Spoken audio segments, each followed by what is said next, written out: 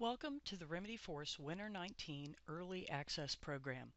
My name is Virginia Leandro, and I'm one of the product managers for Remedyforce.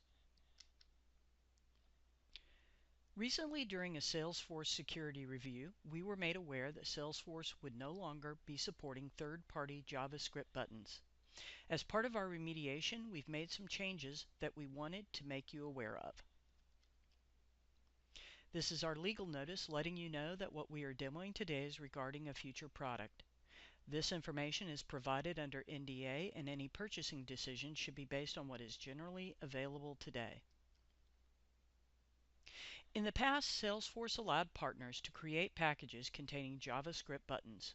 We use a number of these throughout Remedyforce. Let's take a look at the category tree button. If you've created custom buttons and used JavaScript, then this screen may be familiar to you. The details of this particular button aren't important, but it's an example of just one of the many buttons that Salesforce asked us to replace. So where exactly does Remedyforce use its JavaScript buttons? Well, if you use any of the Salesforce standard forms like the one shown here, you've more than likely interacted with a lot of those buttons. We've highlighted a few. From pages delivered from within the Remedyforce console, these buttons reside on the Details page and are utilized on pretty much most of the related lists. To remediate, we remove the JavaScript code from all Remedyforce JavaScript buttons. We then modified those buttons to redirect to a Visualforce page that is now responsible for the launching of the necessary JavaScript code.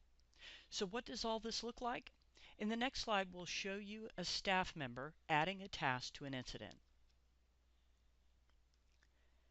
So the staff will click on Create and notice that there's a brief flash of the page, but otherwise the functionality is the same. The task gets created.